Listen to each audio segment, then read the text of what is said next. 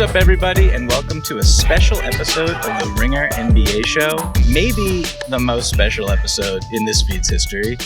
I'm Michael Pina, a senior staff writer at The Ringer, and today I'm joined by one of my most esteemed colleagues, fellow Ringer senior staff writer and co-host of the Real Ones podcast, the one and only Howard Beck. Howard, it's always lovely to see you. How you doing today? Great to see you. Thank you for calling me esteemed. I feel very esteemed today, so ready to roll. It's the most perfect adjective I could come up with. On today's show, we'll be having a conversation about the new 9-part documentary series, Celtics City, which premieres on Max on March 3rd and is produced by HBO Sports Documentaries, Ringer Films, and Words and Pictures. It's executive produced by our boss, Bill Simmons, along with his 30 for 30 co-creator, Connor Schell. Later in this episode, our buddy Woz is going to interview the director of Celtics City, Lauren Stowell, which you'll definitely want to stick around for. Until then, enough with the preamble. Howard, you and I both watched this documentary and enjoyed it very much. We also come to this from two very different sides of the spectrum. I was born and raised in Boston. I grew up a Celtics fan.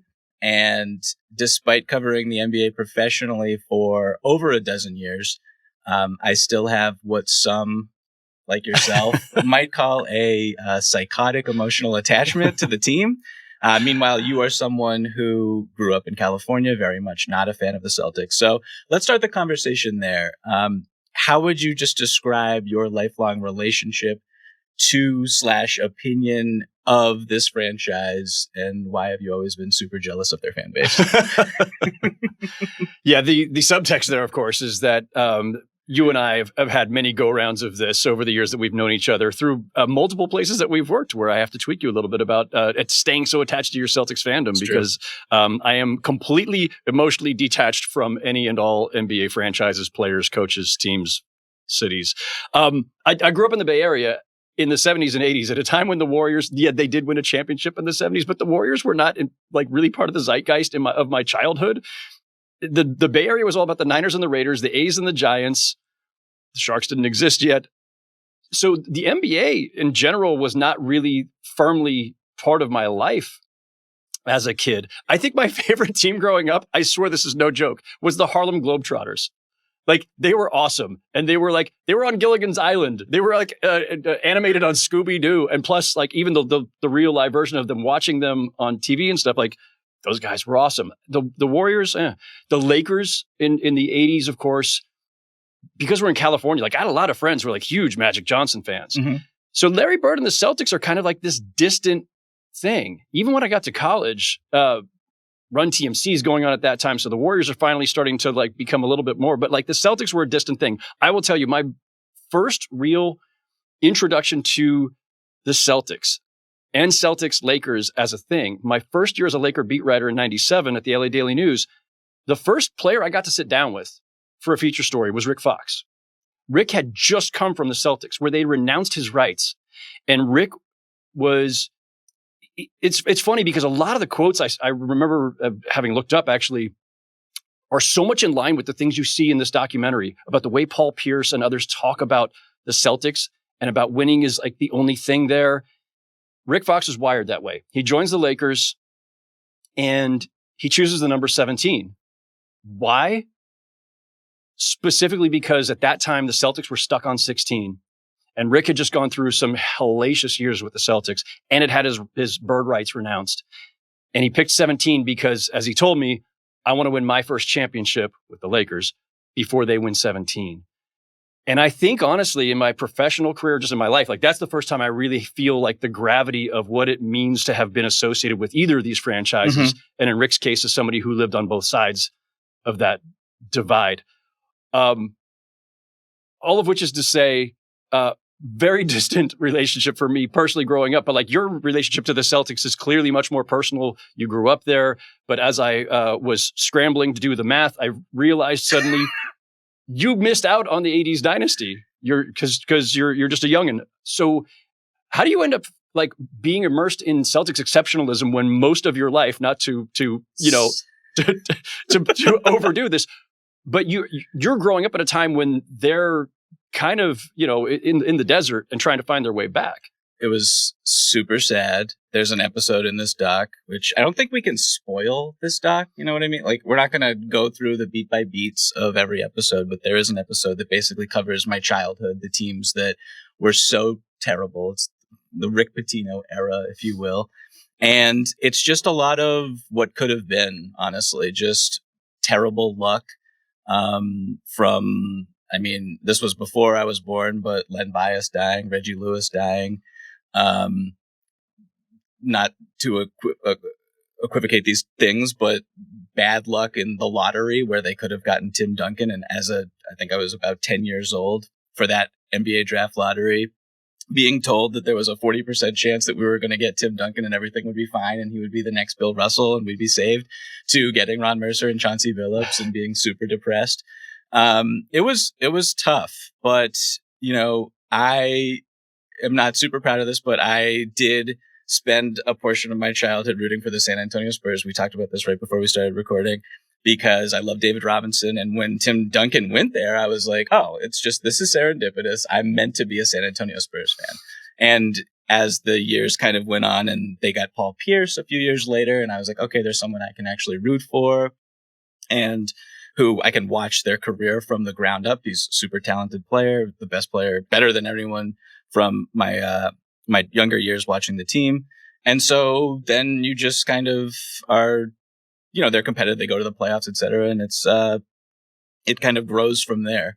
But I want to talk real quick about just kind of watching this documentary, how it, like, where I came from watching it beyond just fandom, which was, I'm a lover of basketball, I'm a lover of the Celtics, et cetera.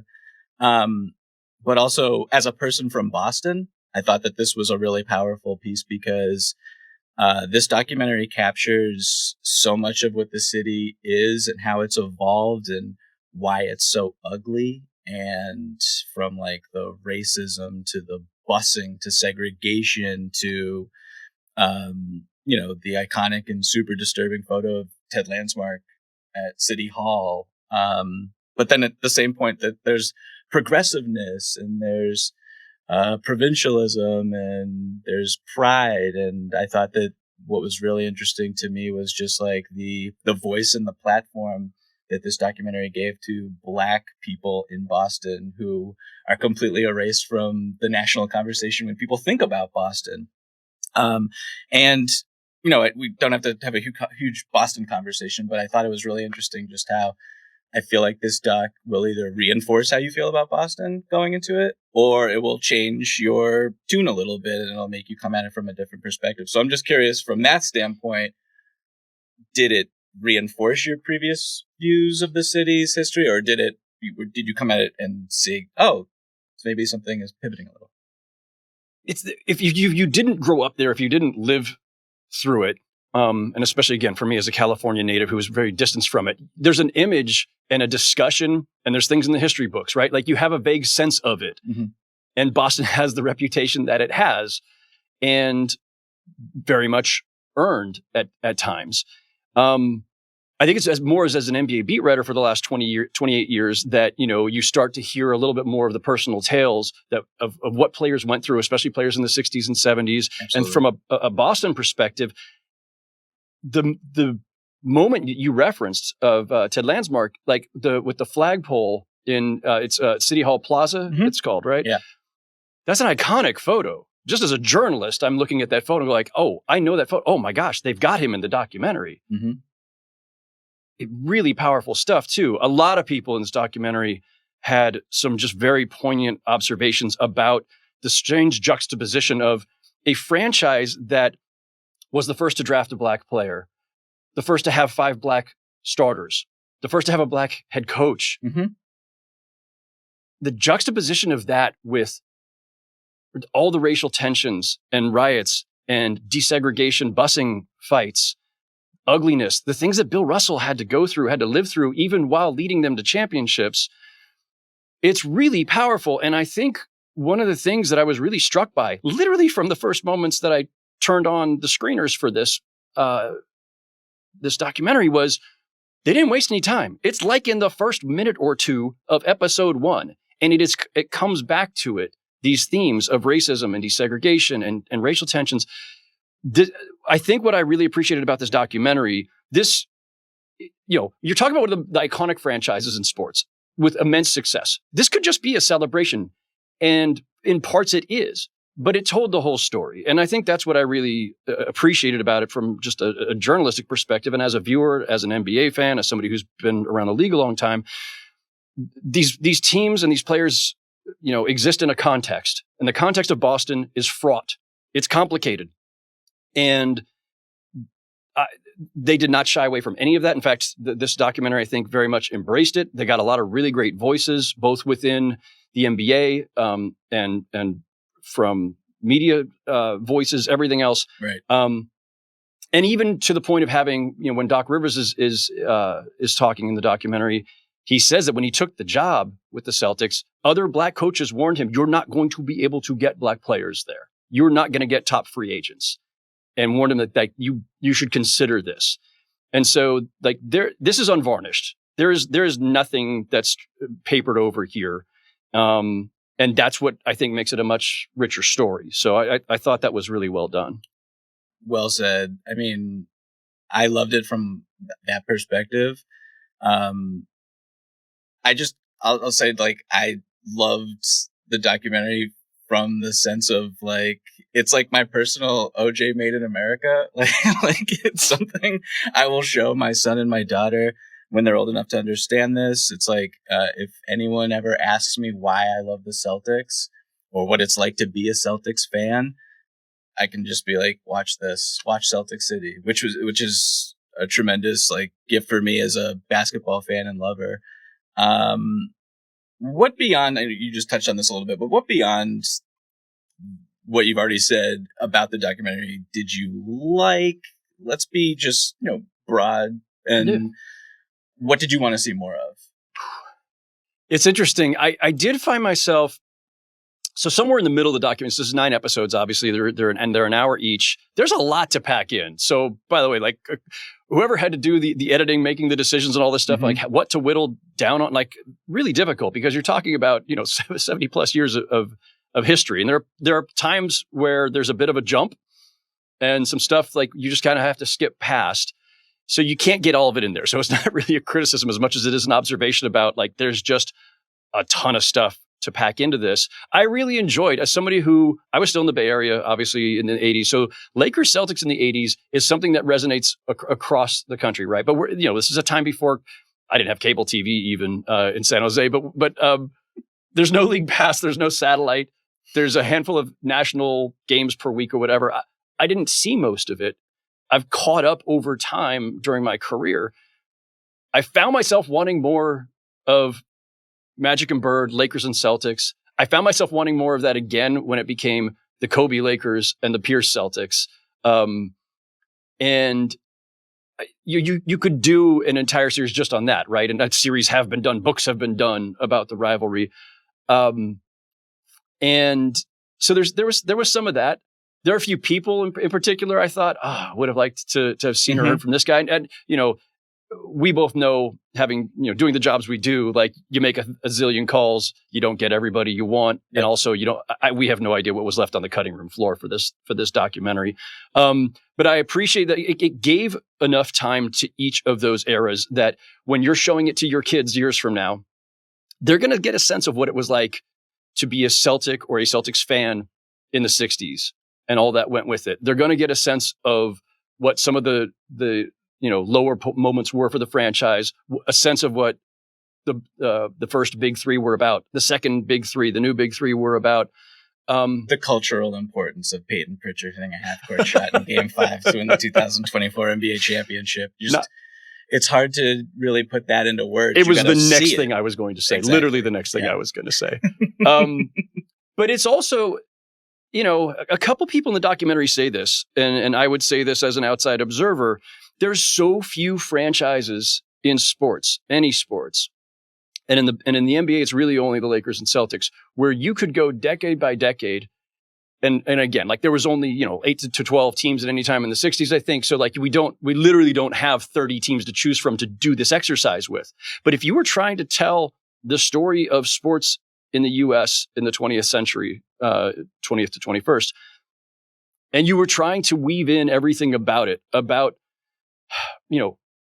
issues of race and socioeconomics and all the things that go with sports too, just petty jealousies and fractured relationships and, having to kind of like rebuild on the fly or go through these everything you could say about sports, every version of every theme you and I have ever touched on as sports writers is contained within the Celtics history, in addition to a lot of the societal context. And so there are threads that go through the whole thing that I think are really interesting in that regard.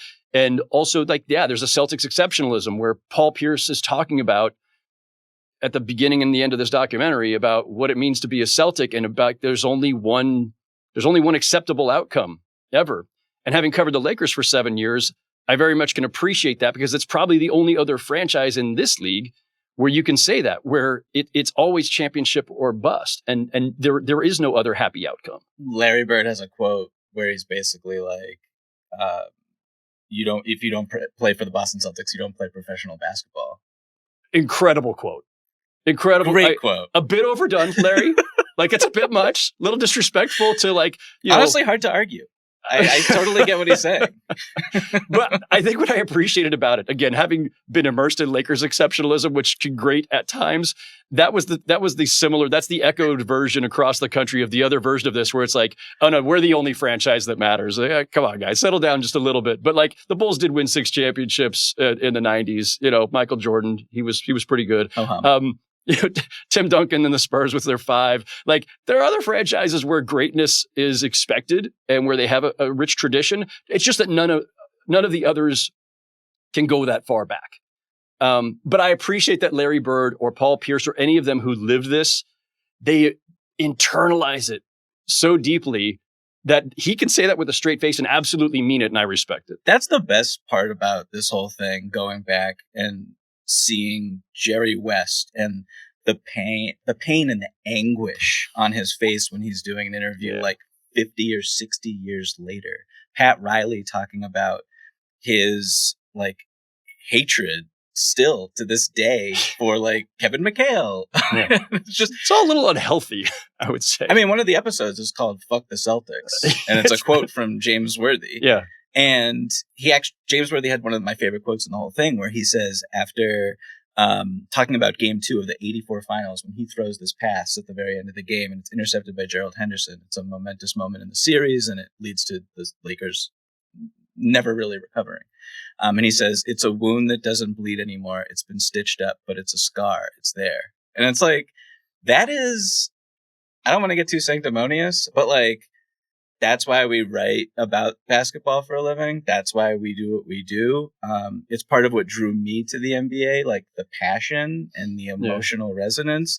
And it's like, this stuff doesn't matter, but it's also the only thing that matters. Do you know what I mean? Yeah, for sure. Something struck me at a certain point, and I'm curious if you picked up on this or if you saw this too, or if maybe I just didn't pick up on it as acutely. It seemed to me like the Lakers in particular, you mentioned West, James Worthy, Riley, they have not gotten over. In Jerry's case, it's the 60s in particular, even though, he's now presiding over them in the 80s when the Lakers win a bunch of titles and they they beat the Celtics, they win 5 to the Celtics 3. And that doesn't matter. Like, that has not eased Jerry West's pain whatsoever. I did not pick up on the same level of just bitterness or enduring pain on the part of the Celtics, who had to have their losses at the hands of the Lakers too, but also just, those rivalries were really intense. We've all grown up on hearing these legendary rivalries and the hatred and whatever. A lot of people who are old miss like the tension of the old NBA, where guys actually hated each other. They didn't go out for drinks afterward and all that stuff.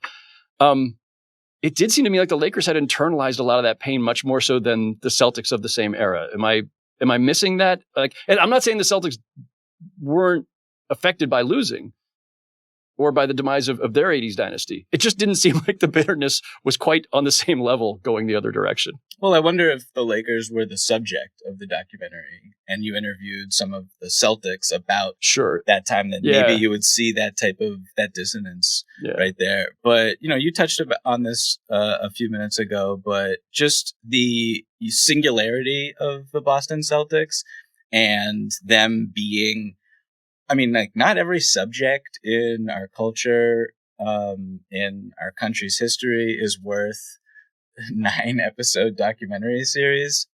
And you talked about how there's very few teams that even go back that far that still exist, that have had success worth talking about. What is there any, the Lakers are obviously an example. Is there any other organization that you could see having such rich text to go off from to do a project like this? When I start thinking about not just the basketball, right? Because all right, we all watched The Last Dance. That was 10 episodes? And it's not just about the last year of Michael Jordan. It's about the entire Bulls dynasty. So clearly there was enough there. But that was, if I'm recalling correctly, the haze of COVID lockdown, everything notwithstanding, I think that was pretty 95% basketball, right? Or 98% basketball, and then 2% whatever Dennis Rodman was doing. But I don't think that too many other organizations could be a stand-in for what's going on in society in a given time either. You could with the Lakers because there were race riots in LA. Mm-hmm. Rodney King happened. There's the games were moved. There's also so much drama with the Lakers, right? Forever and ever. Yes. Exactly. But it's some of it's contrived, and I'm saying this as a Celtics fan. Some of it's real, and it's historical and super important and pivotal points in the history of the league. And there's off-court stuff that we don't need to get into. But all that stuff, I think you could do a Lakers thing like this for sure. It would be very engaging. But I don't know how many others, right? There are some other teams that are worth the time on the basketball side, but I don't know if you could have had the same kind of interweaving of important issues of the day and the broader context. I'm guessing Detroit. Detroit's been through some stuff as a major city in America. There's probably a Detroit version of this. There could be an Oakland version of this when the Warriors were still there, which was, most of their time. But not that many. I don't think, and especially when it's the aura of the Celtics or the Lakers that draws you in the first place and gives you the opportunity to then pull in these other things and say, okay, what else, what was the context that these games and these championships were being won or lost in? So you have to start there. They have to be interesting enough on the sports side of it to delve into the rest of it. So I don't know that there's too many other teams you could do that with. And a lot of this, when we talk about history, when I was a child, just looking back on the Celtics, and even in the present day, I was obsessed with what if moments. It was a huge thing for me. If this shot doesn't go in or this ping pong ball doesn't come up this way, everything is different. And that's what is so engaging to me about Celtics history. And, you could go from what if the St. Louis Hawks never trade Bill Russell? What if they don't spite themselves and trade Bill Russell to the Celtics? What if John Havlicek never injured his shoulder in 1973 and they lose Game 7 against the New York Knicks at home? There's so many different what ifs that are really fascinating. Well, what if Len Bias, Reggie Lewis? Len Bias, I had a sick obsession with Len Bias because it was as a child, the team being terrible and everyone being this was the guy who was supposed to make your childhood good as a Celtics fan. And to have him die as tragically as he did, it's you can't even really verbalize it. It's monumental, the amount of talent. Imagine if Michael Jordan never existed. What would the NBA be like today? You know what I mean? So, and they were talking about Len Bias in those kinds of tones. Absolutely. And who knows what his career could have been. And obviously it's a tragedy on a human level much before it's a tragedy on a basketball level, of course. But But through the lens of a young Celtics fan like you, or through that franchise, yeah, the sliding doors moments of things, what could have been if Len Bias doesn't overdose, if Reggie Lewis doesn't die of a heart issue. You mentioned the ping pong balls. I mean, there's, the Duncan one that you mentioned, but then there's also the year that they could have been in the running for either Greg Oden, which wouldn't have turned out so well, or Kevin Durant. Well, Danny Ainge is on record saying he would have selected Kevin Durant. So they're all on record as saying they would have selected Kevin Durant now. But there's things like that. Here's the other one that hit me as I'm watching this as a Bay Area native. The very first Warriors game I ever attended as a child, I went a drawing at a children's shoe store to be the honorary ball boy for a day. I was like 9. Okay. The center for the Warriors at that time, Robert Parrish. Wow. So they mentioned the trade in there. Like, you talk about these sliding doors moments, and also the Celtics being almost gifted some things.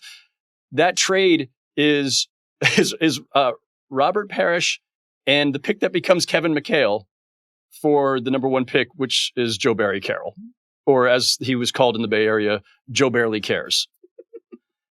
So I was not old enough or immersed in the NBA enough or attentive enough at that time in my childhood to have realized the tragedy that had just befallen my, more or less hometown team. That's something I learned much, much later in life, but holy moly, like, talk about, robbery. That's the Luka trade of its day. Yeah, for sure. And even more recently, and this is touched on in the doc, but it's like, this is one I literally think about like once a week because I'm a true sicko. But if Kevin Garnett doesn't hurt his knee in Utah in 2009, does Kobe Bryant ever win another championship post Shaquille O'Neal? And then how do we look at Kobe Bryant? And how do we look at that Big Three era where they could have won 3 straight or 4 straight? And then if you do that, then I don't think, who knows, but I don't think Danny Ainge is probably trading them to the Nets for Paul Pierce and Kevin Garnett, to the Nets for those picks. And then what are the Celtics today? So it's just like, those things are just really, they're fascinating to me. They break my brain. And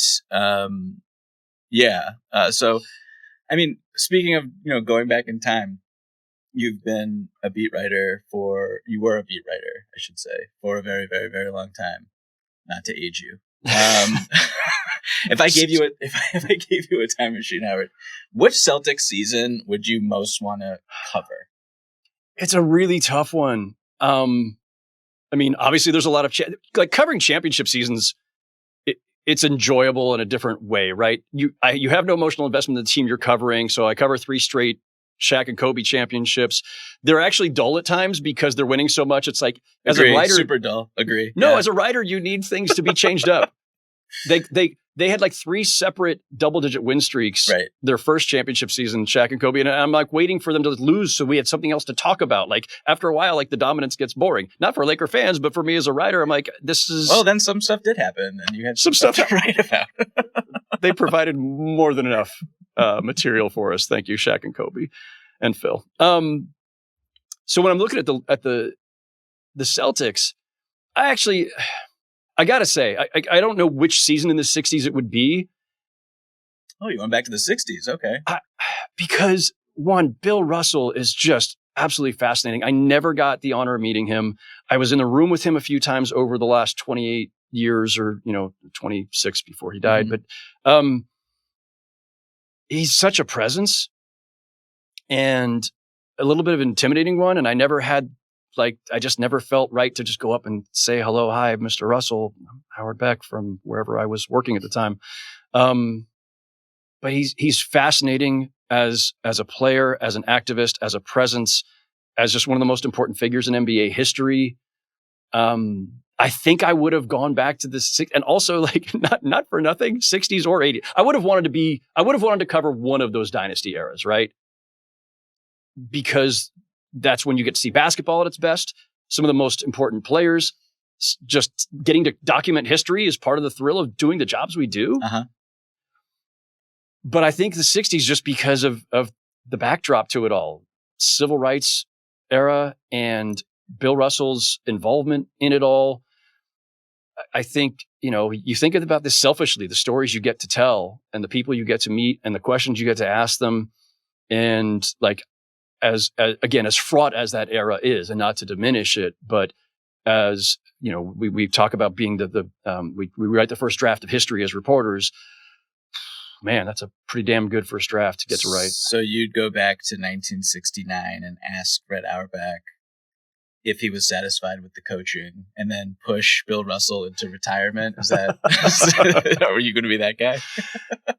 I don't think I would have been that guy. There are some moments. Did you know that story, by the way, before you saw that in the doc? No, I didn't either. That was fascinating to me, and super tragic, and kind of it's a culmination of years of not being good enough because of the color of your skin, frankly, for Bill Russell in Boston. And it's tragic. I mean, he was obviously past his prime as a player, but that's besides the point. What he was doing was he let outside voices kind of influence one of the bigger decisions professionally of his life. And that's super sad. I mean, in 1968, he's Sports Illustrated Sportsman of the Year, and one of the most consequential years in American history, to be honest, or that century. So that was super. That was a bummer. It's also just instructive for people who, especially if you're younger, and look, I mean, hopefully everybody gets the education that they need on these things, but there are moments that just remind you of just how broken we were as a society in some ways. When you hear a reporter asking Bill Russell on the day that he's introduced as the Celtics' new coach, I'm paraphrasing because I don't remember exactly the wording of this terribly awkward, awful, insulting question, but it was basically, can you manage the roster and make decisions on players without having racism in reverse? Yeah. But he said it racism in reverse or something, I think was the way that the reporter constructed it.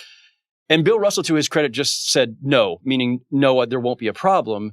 Or maybe it was yes, I can. It was a yes or no answer. He could have given a much more pointed, and would have been justified in giving a much more pointed answer. But in the context of that time, probably had to restrain himself from really going at the guy. But it's an incredibly insulting question. But the very fact that somebody would ask it at a press conference back then just reminds you that back then that's how a overwhelmingly white media and white society saw these things. That the idea of a black head coach, well, how could they do? How can he possibly do a fair job? He won't play any white players. Yeah. Oh my God. And there are various moments like that. There's a moment, again, this is what I appreciate about the documentary and how unvarnished it is. There's a report where they're talking about, and this is during the time, in the late 70s to early 80s, and David Stern has often talked about this, where we were viewed as being too black and all this. And there's literally a news report, one of the national networks, I think. Oh my God, yeah. And you know what I'm talking about. Oh yeah. The white fan who basically says there's too many black players and I can't root for them. What? Holy shit. And again, it's instructive because you look at that now and you cringe and you think, oh my, you allowed yourself to be filmed on TV saying this, but the fact that person would not think twice about it, or that reporter back in the 60s would not think twice about asking Bill Russell that question, is a very important reminder of where we've been, and sometimes, unfortunately, where maybe sometimes we still are in various parts of our world. Mm-hmm. Yeah. The smile on Bill's face as he's answering the question, I pause the screener because it's just a smile that says, I want to strangle this person. Yeah, or at least read them the riot act. There was a tirade, just simmering behind his one word answer, and he again, credit to him for not doing it. Yeah, which leads me to my next question for you, Howard, which is, who do you think the most important person in Boston Celtics history is, and why is it Rick Pitino? I thought you say, why is it Peyton Pritchard? Is this an obvious, too obvious? No, I don't think it's obvious. I think it's almost a tie, or it's hard to split hairs on this, because it has to be Bill Russell, but there's so much of a case for Red Auerbach.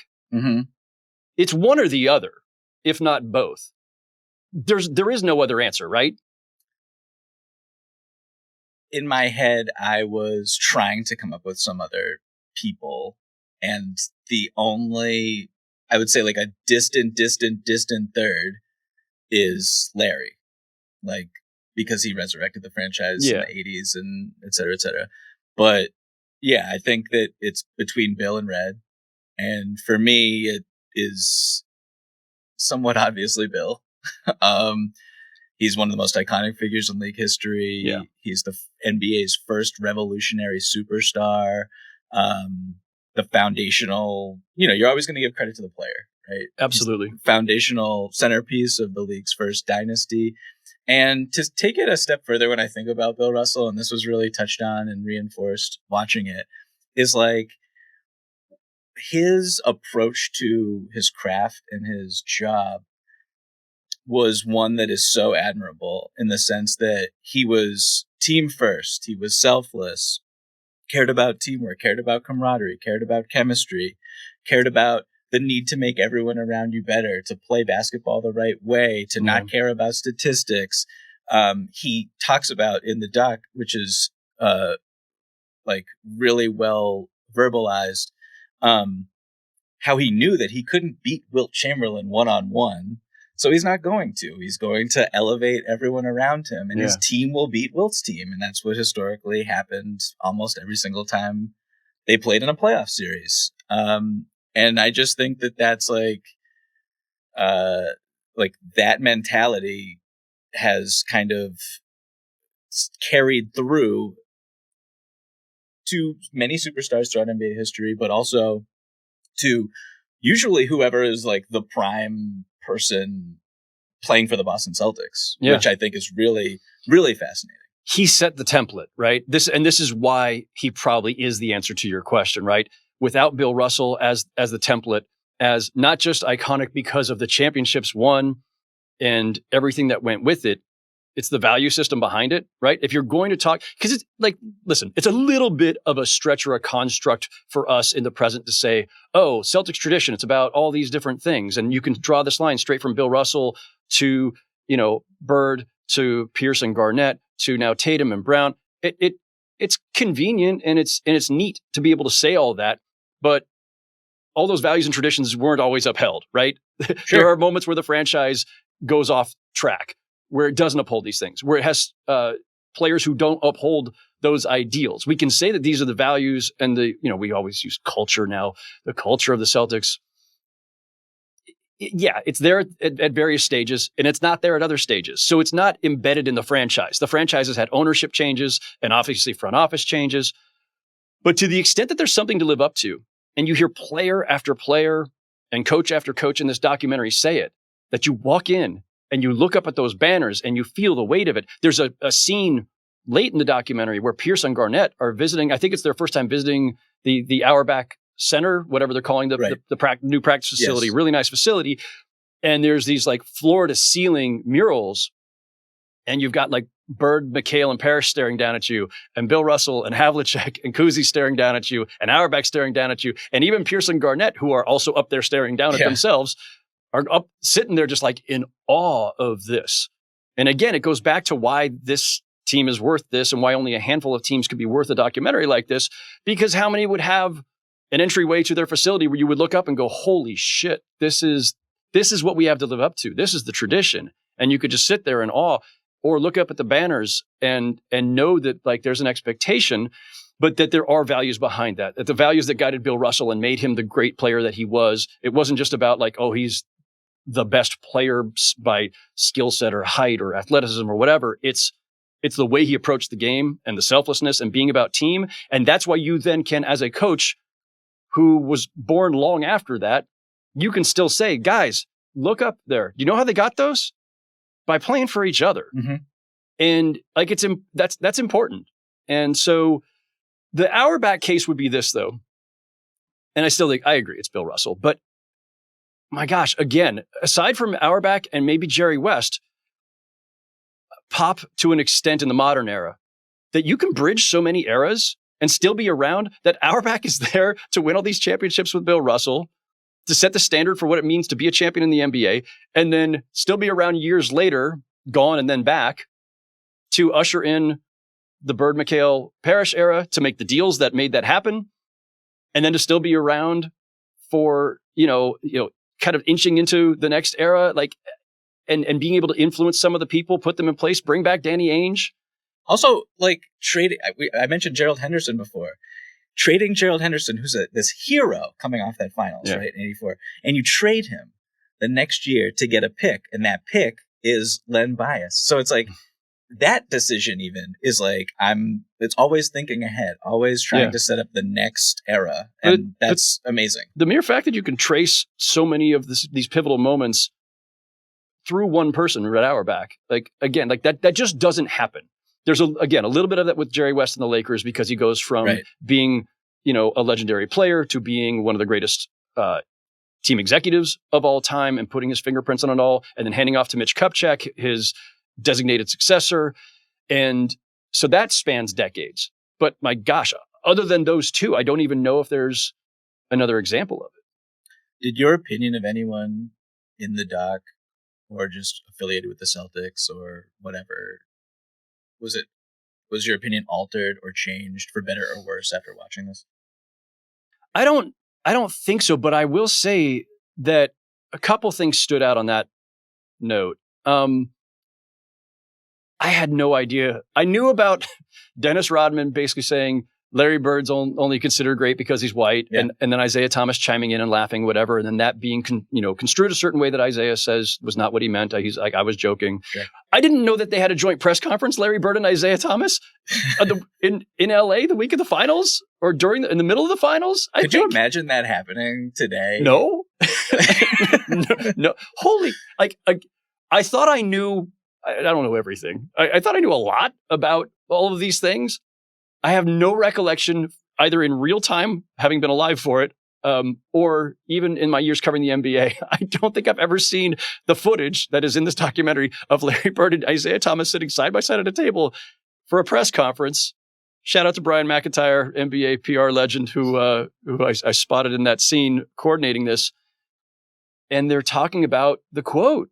I guess it had gotten it was that dicey in the moment, and it had become that big of a story beyond the NBA because of all the racial overtones, that they actually had a joint press conference. So when you ask about anything changed, magnanimous of them both to be there. I don't, unless it was one of those moments where David Stern said, "Get your asses in there," and which is possible, by the way. But that they both sat there and very, I think, just professionally and respectfully said, we're cool. This is fine. And then moved on. That struck me a certain kind of way. My other answer to it would be, before I throw this back to you, but man, Danny Ainge, holy moly. He does not care. Danny Ainge will tell you, and he does tell you, right? In the documentary, I don't care. I don't care what anybody thinks about me. I don't care about feelings. I respect it.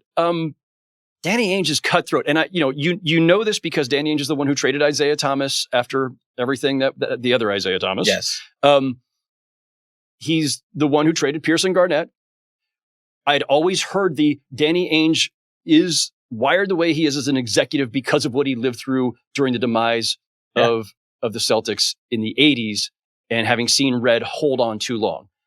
I knew that theme. I knew that storyline. What I did not know until I saw the doc was that Danny Ainge literally said to Red, "You should trade Bird and McHale because they're breaking down and you need to reload." They were in his presence as he's saying it. and Red traded Danny instead to the Sacramento Kings. The fact that it's not just Danny Ainge, the executive, who became cutthroat because of that, it's that even in that moment in the 80s, he was that, I would just say, pragmatic, cold-hearted, but pragmatic. So what changed? Anything changed for you? I mean, you knew so much going in. I can't imagine there's too much that would have surprised you or changed your opinion. Yeah, I went from a neutral observer of Bill Plaschke to him becoming my mortal enemy. No, I'm just kidding. Bill's feisty in this thing. I worked, I was at the LA Daily News, not the LA Times, but Bill and I were in a lot of press rooms for a lot of time over the course of 7 years. I don't remember him being quite that partisan, Bill. But yeah. No, I thought he was great. I'm just kidding. I think the obvious answer for me is Robert Parrish. This is something we've been communicating about via text.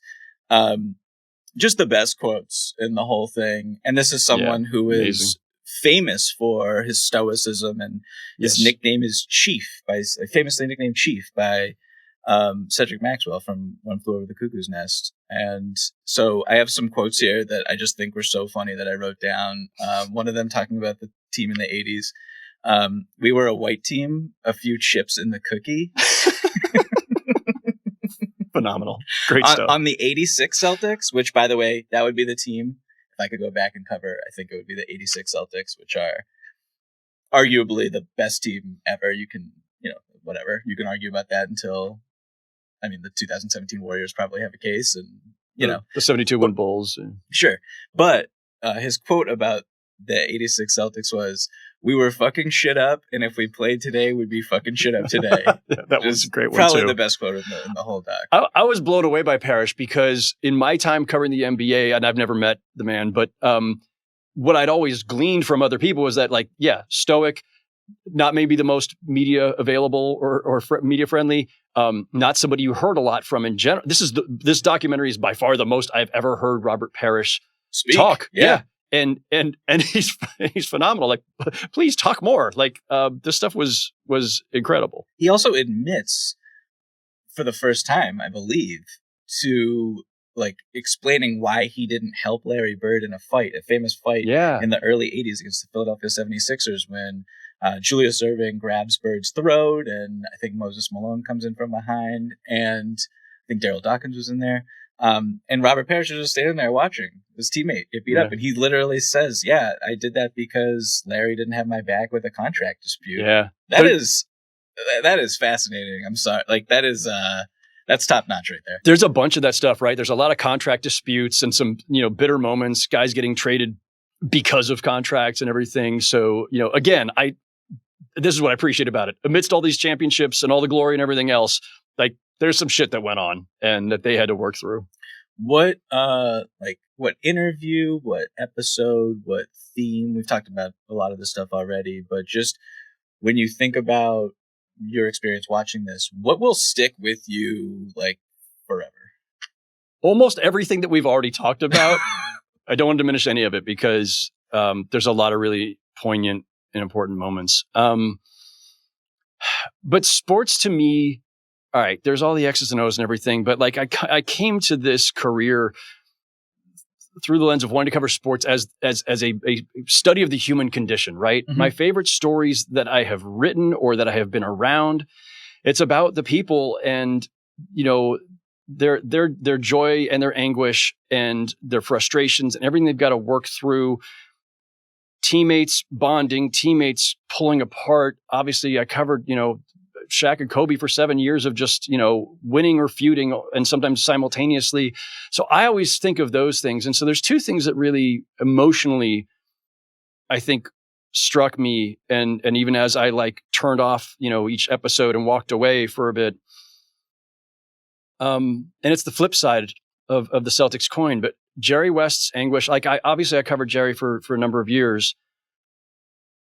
We care about sports because of all these emotions, right? And we care about the people in them, right? And watching, we're along for their ride, mm-hmm.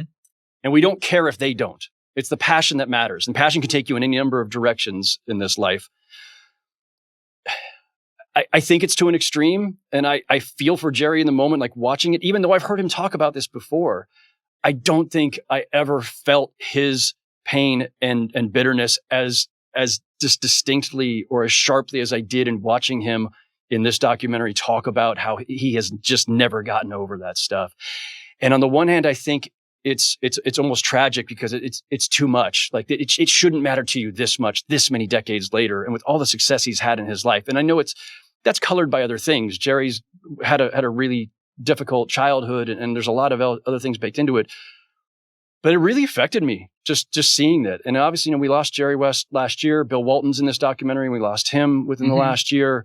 I'm glad that these guys, I'm glad we got to get their thoughts before they were gone.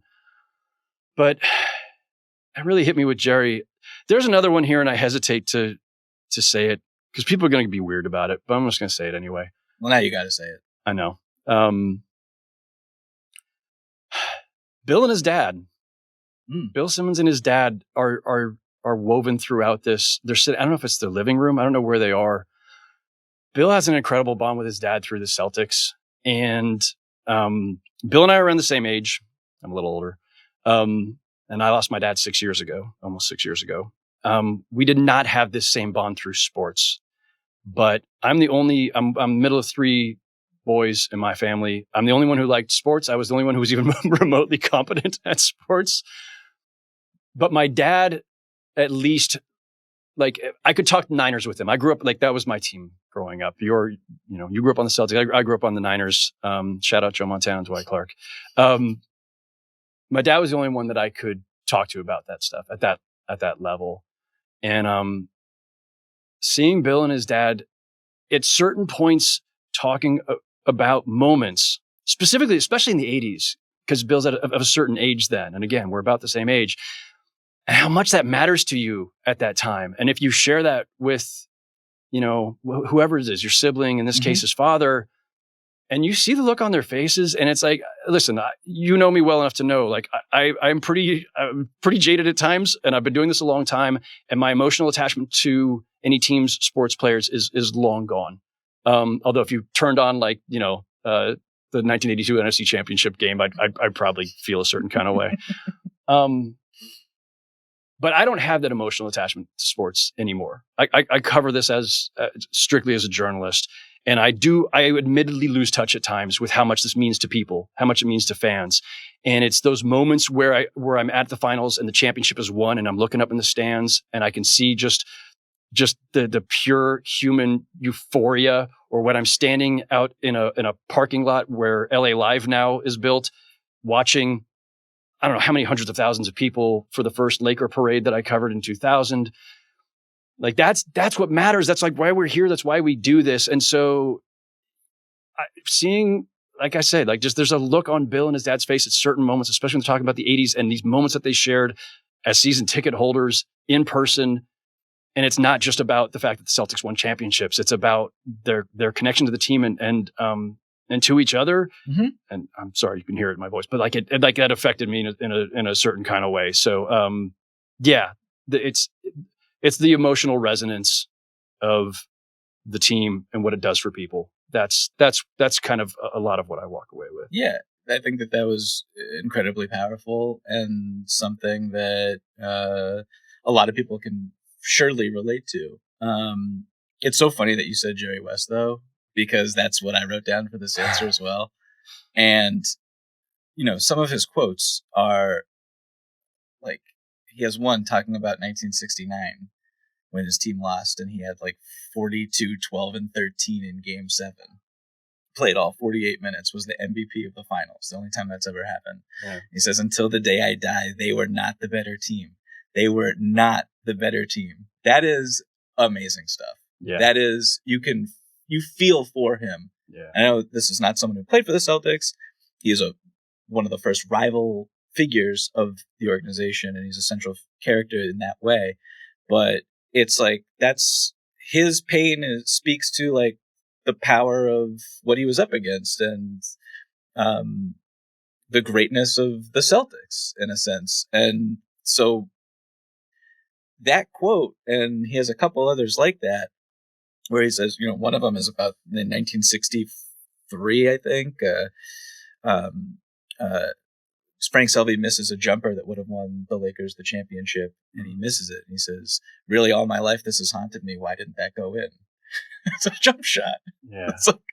It's amazing stuff. And it's just like, I said this already, but that is, that's why the tremble of his voice is like why we do this and why we care and why so many people are invested emotionally and why there's so much passion and engagement and love and hatred. And so that's that will always probably stick with me, hearing him talk about those games, because like if the people participating in the games don't feel that way, then why should anyone watching? Yeah. So that's really like the best, the most powerful part for me, for sure. Yeah. Passion drives sports. It drives the entire thing. And without fans, there's no point to it all. Like, this is a multi-billion-dollar industry now, and we can lose sight of the human element because it is so much about the business and the promotion and the corporate sponsorships and guys having like their own entire teams of PR people and managers and all this stuff. And it all starts to detract from the sport at times. And you and I see the back, the background stuff. We see all the other stuff, but it's truth. It's honesty. Yeah. And that's what we lack today. We could go another hour on that subject. Well, like, that's really what we lack today. And that's why I thought that was so special. When you were asking about like what team or what era I'd want to cover, a lot of where my brain immediately goes is like, oh my God, the access they had. And Jackie McMullen's talking about seeing jealous. Bird, like, slamming a door or whatever as he's limping out of the gym, toward the end or whatever. And the stuff we just don't see anymore, the access that we just don't have anymore. Now it starts to get to be, reporter grievance hour. But you can't tell a great story without being able to really get to know these guys. And it is absolutely true, as you and I both know, that our predecessors in this industry got to know Bird, McHale, Parrish, West, Goodrich, Worthy, Magic, Kareem, whatever, got to know all of them a lot better and were able to tell their stories better and convey to the fans who care about this stuff in a much more meaningful way. So I miss that. But yeah, I mean, every day, of covering this league, that's what I'm looking for, right? Like, it's Anthony Edwards just being completely raw and like, all right, he's going to get fined like 50 times for saying improper stuff, but at least you're seeing the real him. And I appreciate that. And, but also, yeah, like, what else was really cool? Another human element piece of this. I didn't know the story about Donnie Wahlberg calling Jaylen Brown. When Jaylen Brown gets drafted, Jaylen Brown had been booed at a season ticket holder event on the night of the draft. And Donnie Wahlberg like reaches out and says, hey man, I just want to let you know, like, we're thrilled to have you here, whatever. And then when they win the championship, hope I'm not giving too much away in the doc, but they win the championship and there's a moment that gets filmed of Donnie Wahlberg. This is the most important thing in Celtics history, so give it away if you must. But Donnie, I didn't realize how big of a role Donnie Wahlberg actually played in any of this. It's the most I've ever heard him talk to. But Donnie and Jaylen Brown having a moment when they won the title, and Brown wins the MVP last June. And so that was really cool too, because again, it's fan to player. He's not the average fan, but it's the connection. It's the connection and how much this matters to everybody. That's what drives this whole thing. And that's what keeps us coming back. Celtic City, March 3rd on Max. Let's go out on a quote from Joe Mazzulla, Boston Celtics head coach, who pretty much summed up my top line first impressions when I first watched this whole thing. Everybody always remembers when things go well, but this shows the difficult parts. I think that's important to know, that you have to take the good with the bad. You have to take the journey. Howard, this was a wonderful journey, you and I. Phenomenal journey. Thank you. Good to be on it with you. Thank you so much. Thank you to everyone watching and listening at home. We'll catch you next time. Welcome, ladies and gentlemen, to a very special edition of the Ringer NBA show. I'm your host for this one, Big Woz, a.k.a. Wosny Lambre, and I have a very, very special guest on with us. She's Lauren Stowell. She's the director of this new Celtics doc on HBO, executive produced by the big guy, Bill Simmons, as well as Connor Shell. Welcome to the show, Lauren. Thank you, Woz. Thanks for having me. I'm excited about this. I want to get right into it because I want to know how you got attached to this project. Like, how did you get interested in doing this? I know, like, you have a sort of familiarity with Boston and the sports and all of that stuff via your background, but how did you get, involved with this project specifically? Yeah, so I'm a Connecticut native. I grew up in Connecticut. I went to UConn. Mm-hmm. I was big UConn hoops. So in the 90s and the 2000s, that was kind of my lifeblood has always been that. I was at ESPN. I was there for 16 great years, working primarily in storytelling features and documentaries there. And the opportunity came about, as Bill will tell you, it's really been 5 years in the making for him and Connor. 2020, they started discussing this idea of why hasn't there been a definitive Boston Celtics documentary? Yankees have their, definitive documentary, the Lakers, everyone, any of these Tiffany franchises have that definitive body of work. The Celtics, it's been told in pieces and parts, but never one full work. So that's kind of how I got pulled into it. A few years after Connor and Bill had been, in development with it, talking with HBO. And then I got my hands on a preliminary treatment, and I was blown away. I mean, I thought I knew the story of the Celtics.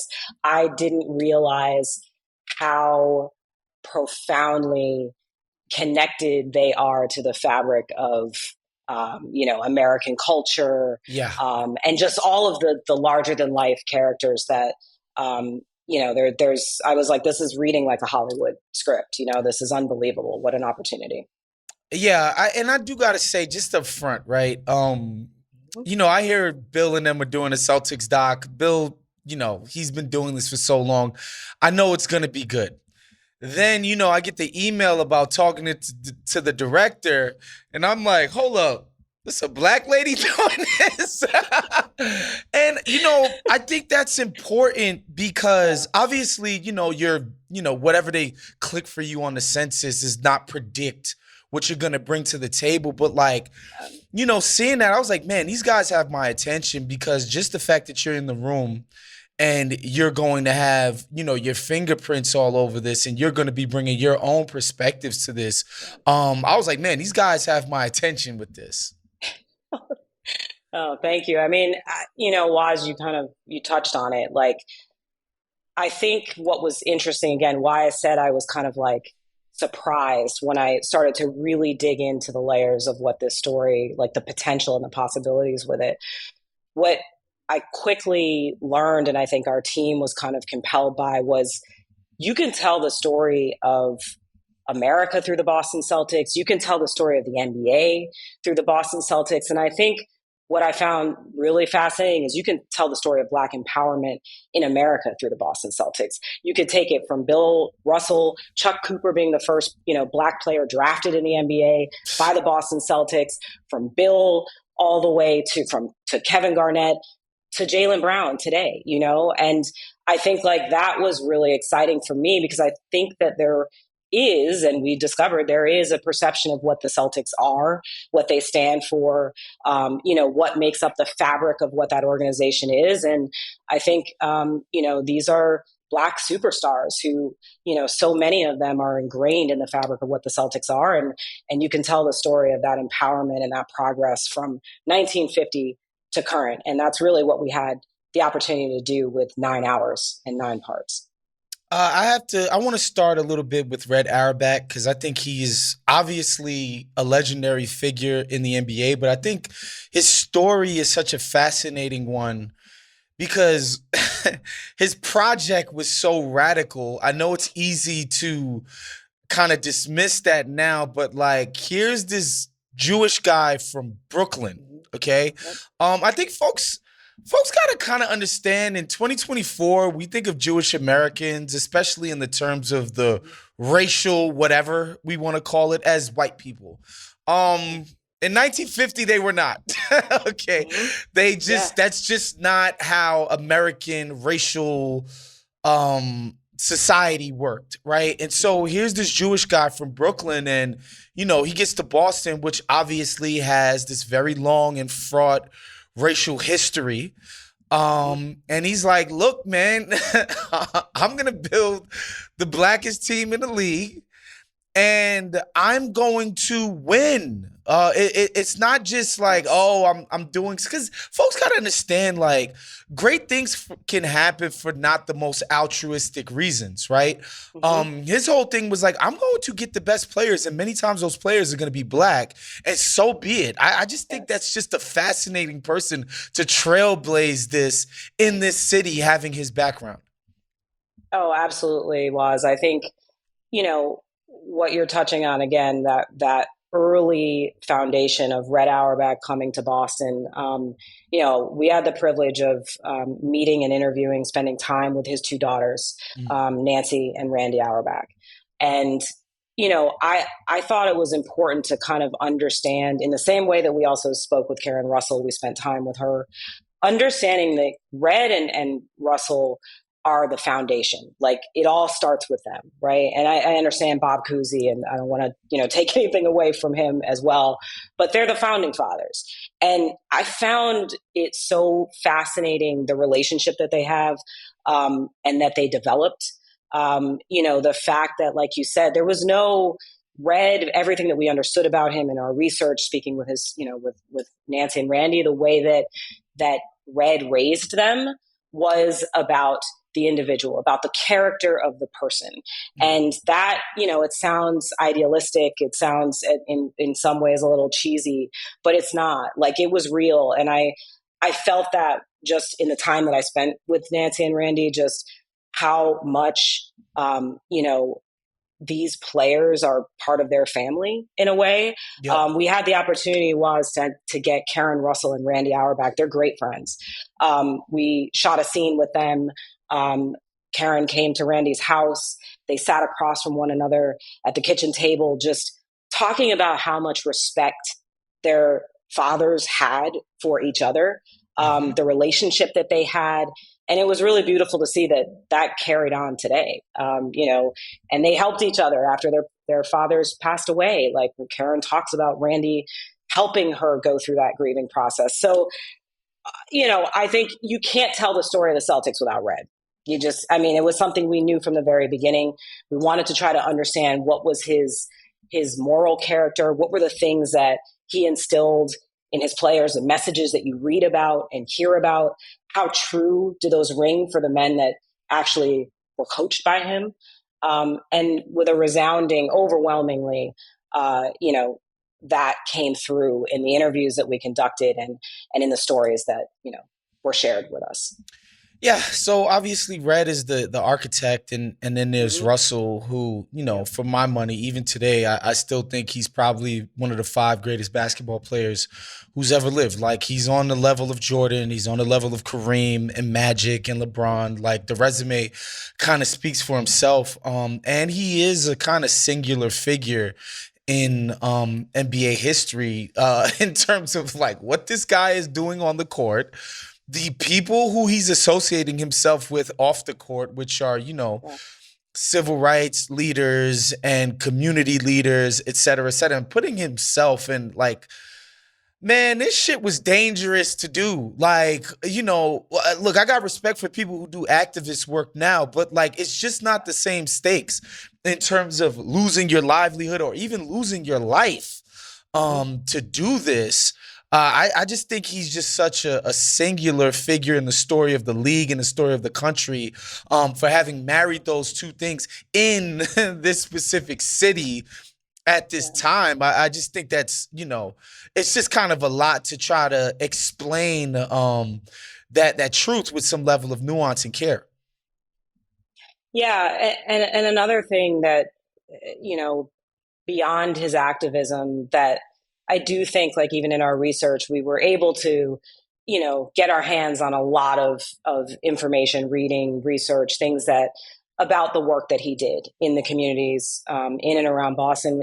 Even after Medgar Evers' murder, he was in, hosting camps in Mississippi.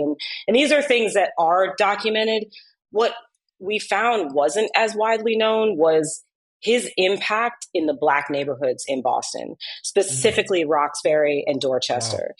Wow. I mean, we went back to Slade's Bar and Grill, which was a Black-owned, still is to this day, a Black-owned establishment in Roxbury.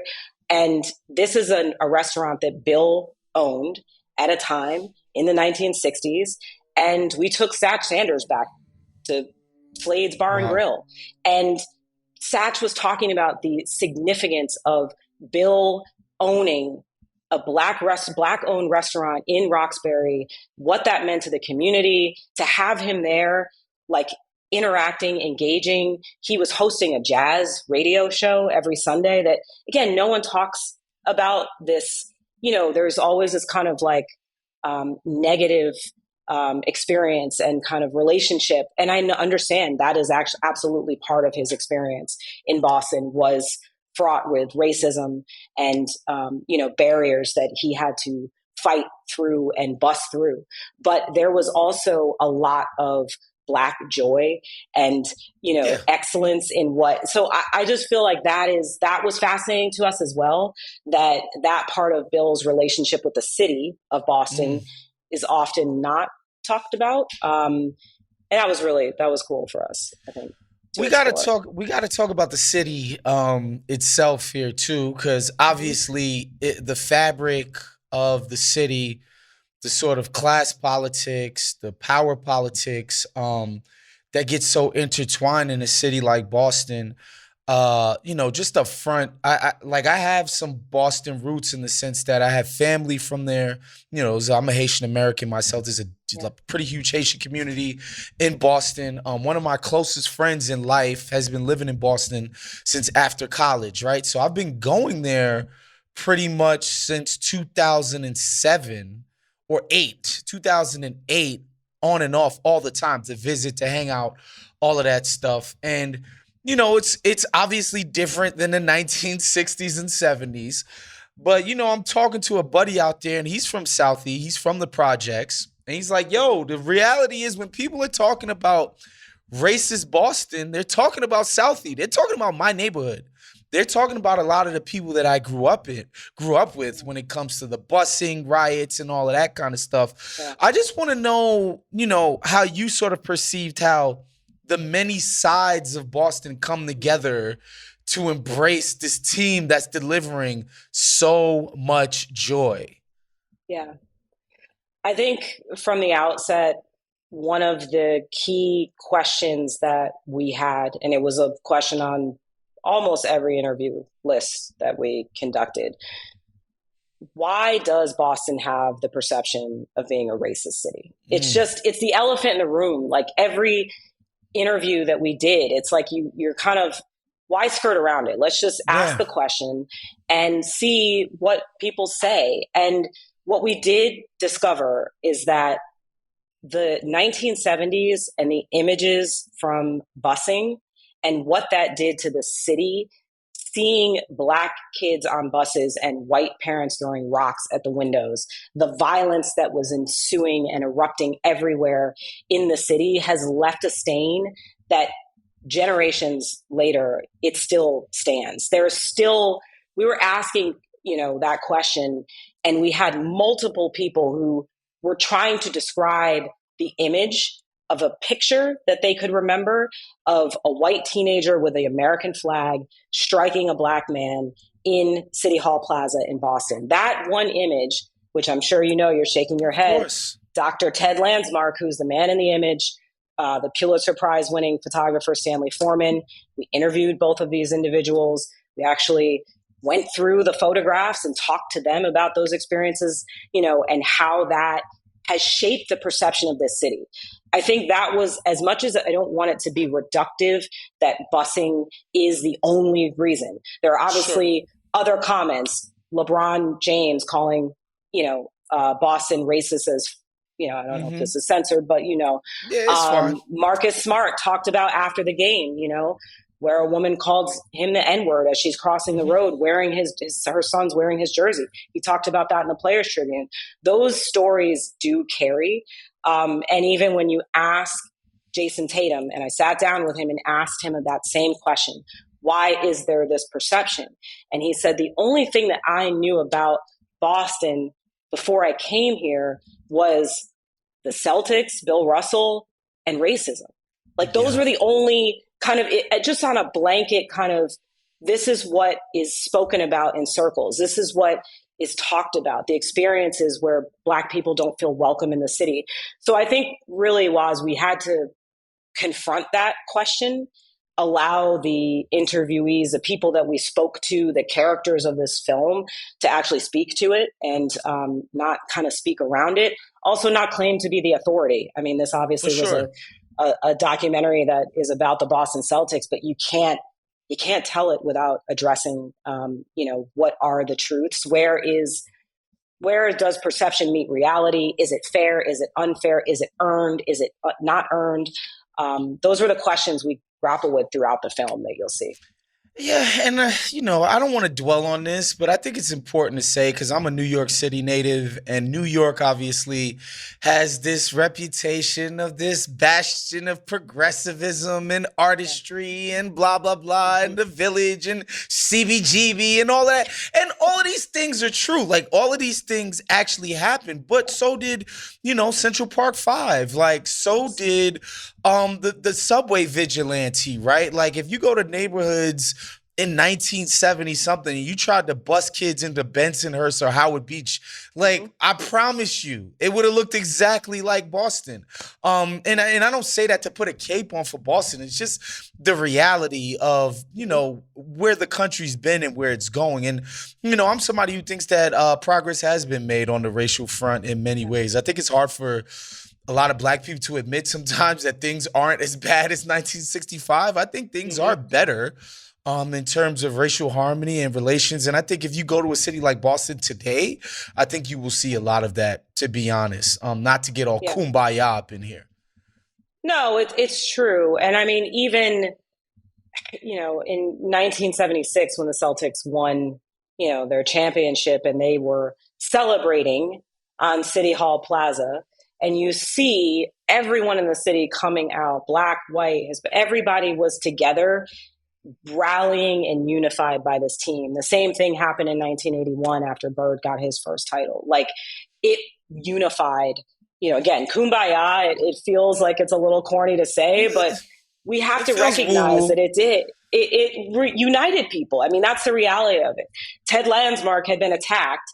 2 months later, they played in the 1976 finals. He was watching at home on TV with the bandages on his face, and it gave him a source of healing. It was uplift for him because as a Celtics fan, it was about unifying the city. And he was glad that the city had that moment after the images that we all saw of violence, protests, segregation, just division in the city. So, yeah, there are some examples that we were able to kind of show that healing, that unity that the Celtics were able to bring to the city. Yeah, I just had to say that because, there are going to be folks that's saying that we got like crystals on our desk and we burning sage while we talk about racial harmony. But I think it's important to point stuff out when things get better. You mentioned Larry Bird, who for me is he's just a fascinating figure. Just a couple of things on that. I know for a fact he is a reclusive dude. Very, very hard to get. The fact that you guys got him to be involved in this, I think is a bigger deal than people are going to realize. Some people are going to say, well, it's a Celtics documentary. Of course he participated. This dude doesn't talk to people. He doesn't do media. So I think it's really cool, one, that you guys got him. But two, I think like Russell, I think his greatness sometimes gets lost to the time. To my mind, him and Magic ushered in the modern NBA. Like the NBA that we know today was birthed under those guys' greatness and the stuff that they put on the court. What was it like getting to get together with Larry and him like sort of bridging that gap, from the 70s and 60s? Oh, yeah, it was huge. Like you said, I mean, in the beginning, as we were setting out on this journey, like we weren't sure we didn't know how we were going to get Larry. We didn't know what it was going to look like. Would he even consider it? I have to give credit. Jackie McMullen is a consulting producer on this project. Mack is a homie. She's the best. She's amazing. Yes, she's the best. She has a great relationship with Larry, as you know. And yeah, I mean, she is the reason we got Larry in the chair. And she conducted that interview with him. Obviously, I was there. And it was amazing. I mean, he was open. he was open with us. He was excited about it. He was in good spirits that day, which was great. Like Love that. she Yeah. hadn't spoken to him. He's a interviewed him in a mercurial long time. dude. Yeah. And you know what I thought that I walk away from that interview, and now it's mainly in episode 6 when we watch the series. He was really open about, the trials and kind of what he went through physically with his back, being in traction, just the physical breakdown. And I think Kevin McHale also was phenomenal. Robert Parrish, phenomenal. Opening up about, talking about watching Larry both at his peak and in his lowest moments, and the moments that they saw him, in horrific pain, and fighting through that. And it's really incredible because I have a new respect for Larry after spending time, talking with Bill Walton, talking with Parrish, we were able to really get insight into what it was that he really endured throughout his incredible career. We all see the highlights. We all know his greatness, but greatness, it lies in how you deal with that, adversity that was placed on him. A lot of it was out of his control. His body was failing. And I thought that was some of the most fascinating, insights that we were able to get from Larry that Jackie, I credit Jackie with just an incredible job, And obviously you can't talk about Larry without talking about Magic. And just the interest and excitement they brought to the game. Again, folks got to understand this, this tape delay stuff, it was real. A lot of NBA playoff games, finals games were not broadcast live. Like the idea that the NBA, if you told somebody in, say, 1978 that there would still be an NBA in the year 2024, many people would have laughed you out of the room. Like, I think people don't have an appreciation for the precarity of the league, the fragility of its existence, that this thing didn't have to work. Like, there were plenty of ways that this could have went so freaking sour. And by the grace of God, Larry Bird and Magic Johnson showed up and cultivated this rivalry. And I know we talked about Boston as a city itself, but I love the kind of projection and the perception of LA and Boston when they're juxtaposed against each other, and you have Showtime and this idea of glitz and glam and, the blue collar Boston Celtics guys, right? Led by the hick from French Lick. I think that story is like, I know people like, oh, we tell it all the time. Well, it's a central story. Like, you can't tell the story of the franchise, of the league, without talking about that rivalry. No, and we do go into depth, obviously, with that rivalry in episode 4 and 5, and particularly in episode 4, thinking and presenting, the league, like you said, the fragility of the league at that time in the early 70s was just, it was essential that they have stars like Magic and Bird. So it was, like you said, it's a critical part of the development, the evolution of the NBA. And I misspoke. I said early 70s. I mean, the late 70s, early 80s was a very fragile time. And we document that. And we also talk about, it dovetails right into the perception, right, of the Celtics as a, quote, white team. In the 80s. I mean, it was, like you said, led by the players. You have a black head coach, right? Casey Jones, Dennis Johnson, Cedric Maxwell. Like, you got Robert Parrish, but it was, the Celtics were known as, the white team. And we had some fun, I would say, with that, because there were black Celtic fans that a lot of people don't know about. And we just explored again, how does that decade and that era shape, again, the perception not only of the Celtics, but of the city of Boston, and how, Larry Bird was, deemed the great white hope. And that was something he never wanted, and just exploring how he handled that, and what that really meant. And it's fascinating. It's really, it was a lot of fun. Guys, to kind of I love relive Larry Bird era. because he's real enough to be like, I found it offensive when they would put a white guy on me. Like obviously this guy, he doesn't come from money, right? Like this guy is from a small town, grew up hooping in his backyard. This guy doesn't come from means. And there's something about him, man. It's like almost like a pool hall hustler vibe to him. That he comes off as unassuming, but he's like wants to slit people's throats. It's like I just think he's just an incredible figure.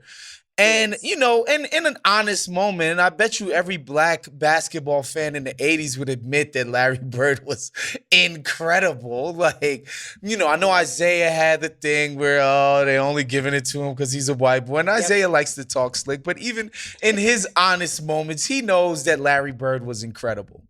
Yeah. No, absolutely. And we do. We get into that as well in the film. And I just think, it's just such a fascinating study, like you said. It's more than just as, Bird as a figure. It's just, I think the impact and where those ripples can be felt, I think are in places that you wouldn't expect them. I'm not going to give too much away, but we were very fortunate that, to be able to tell the story with, an icon like Larry Bird and everything that he represented to so many people. It was amazing, really. So again, we're talking about, foundational NBA figures when it comes to Larry Bird, Red Auerbach, Bill Russell, Cousy, Havlicek. Like these guys are foundational to the league actually being able to sustain itself and move into, now where, let's face it, the money is just ridiculous. I was talking to a buddy about All-Star Weekend and, his company bought seats for clients. They were $5,000 a pop. Like who could even imagine something like that? But I'm getting off course. But I said all of that to say, like, these guys are legendary figures. And I think KG and Paul Pierce and, Tatum and Brown and all these guys are legendary figures in their own. But, like, it could be easy to give them short shrift and compared to the people that we mentioned before. How did you guys ensure that these guys got their due for what they've done, after the dark days of the 90s where, oh, Lord have mercy. Rest in peace, Reggie Lewis. Like, it was dark times for the Celtics. How did you make sure that the newer generation didn't get short shrift here?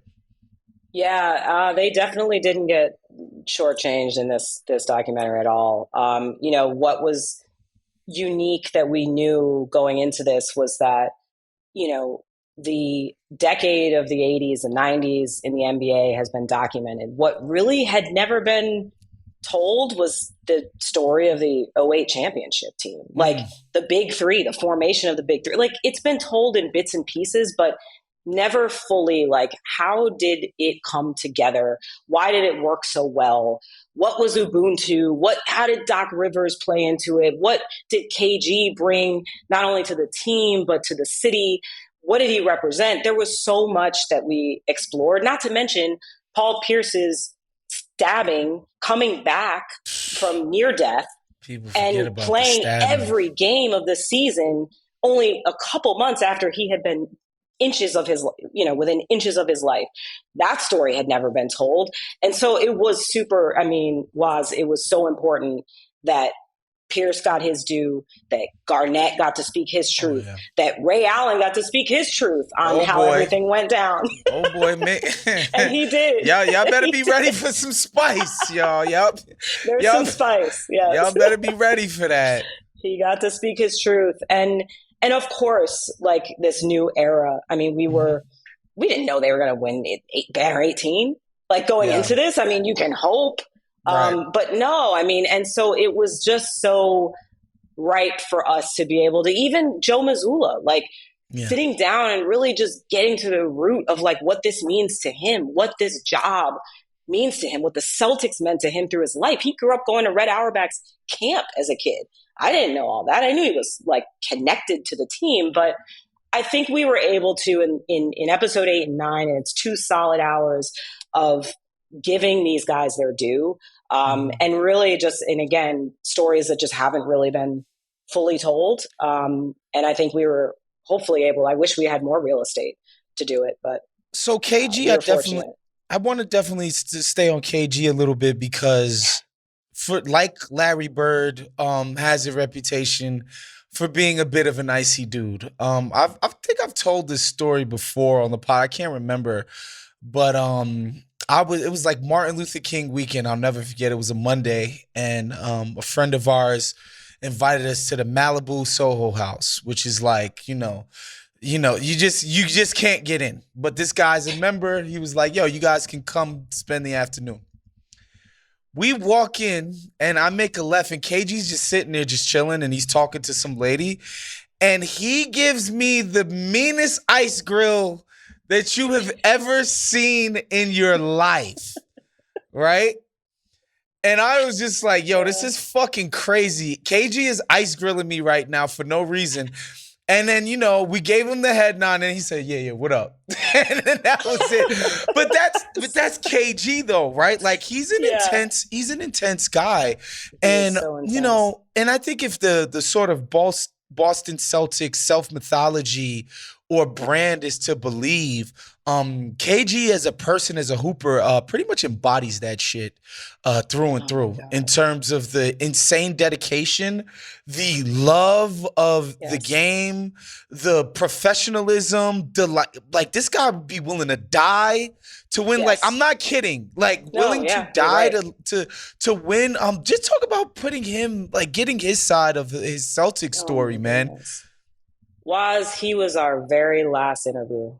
He was the last in the line. I think he was number 98.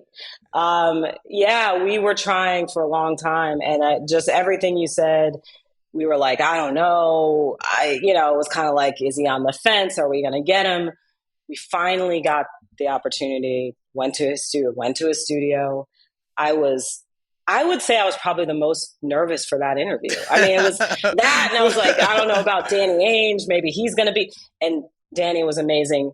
KG is the most intense human being. Intense, passionate, authentic. I mean, he walked in the room.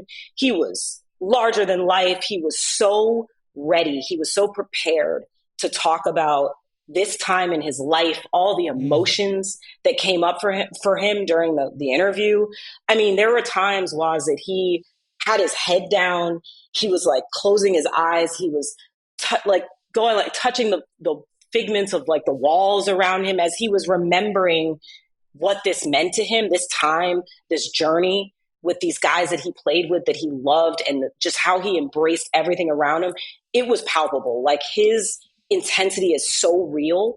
And we were like at a point where we're like, okay, we only have like an hour. And he was like, oh, no, we're going to keep going. And we went almost like 3 hours with Kate. I mean, he was telling every story. He was getting in touch with every emotion. He's incredible. And I mean, just every person we interviewed, whether it was Big Baby Davis, Ray, Pierce, everybody. Free my boy, Big Baby, man. Free my boy. They just gave. He's doing a bid right now. Free my boy. I know. Free Glenn Davis, man. Glenn Davis. Yeah, you will see Glenn Davis in episode 8. But we were fortunate. He was a great interview. There's just so much heart and soul with that team, the chemistry. In a lot of ways, like the 86 championship team, when they added Bill Walton, it's like Jackie McMullen kind of likened it to like, you put like a vase of flowers on the table and it just brightens up the whole house. Everything feels different. That was Walton. KG was like that. I mean, it was, and nothing, I mean, Ray was incredible too, but it was, as if we're talking about character and like, what is the catalyst to kind of change something dynamically? It was KG. Yeah. Every minute, whether it was, Doc was telling stories just about his intensity in practice. He'd be on the sidelines, pacing, going through the motions of everybody. Like it's amazing. He's, what a gift it was to sit down with him. He was incredible. And I'm really excited for people to see him speak his truth, for him to tell these stories. You're going to laugh. You're going to cry. He was great. He was great. He's the heartbeat. He really was. So, Lauren, I want to thank you for your time today. But before we get you out of here, and we're going to pretend that all the people who listen to Ringer NBA aren't already locked into this and going to watch it anyway. Like, we're going to pretend like that's not the case. But Yeah. why should, aside from everything we just mentioned, why should people watch your movie? Waz, I think I would say everything you think you know about the Celtics, you might not actually know. I think there is truth in this film that I hope that we have shared. There is beauty, there is light, there is hope, there is tragedy. I mean, it is, you don't have to be a Celtics fan to watch this. It, it really is. It's a human story about the heart and the character of, you know, men that for generations, for decades have created something that now we're seeing in the embodiment of what, Jalen and Jason and Missoula and these guys have done, bringing this 18th championship. It could all be tied back. And so, yeah, if you think please watch. And I would love to see what people think after seeing and hearing the real story. Yeah, I mean, just to end it, I live in Los Angeles now. I moved here like 7 years. I kind of had an idea about who the Lakers are, what they mean to the community. Yeah. But being here and actually sort of understanding that like these rich ass enclaves of Brentwood and, Bel Air and Beverly Hills and all of that don't really have a lot in common with something like East LA or South Central, but for the Lakers. And like that's kind of the magic of sports, like the ability to tie all of these disparate groups together into this unifying thing. And obviously that's what the Celtics mean to Boston. I'm so happy you guys are telling the story. Like I said, on top of this, like Bill and them, they know what the hell they're doing. Obviously, if you've watched the previous stuff that they've produced, it's all excellent. And the way that you've poured yourself into this, I'm like really looking forward to watching this entire thing. I'm really excited. Thank you for being on with us today. Thank you so much, Waz. I appreciate it.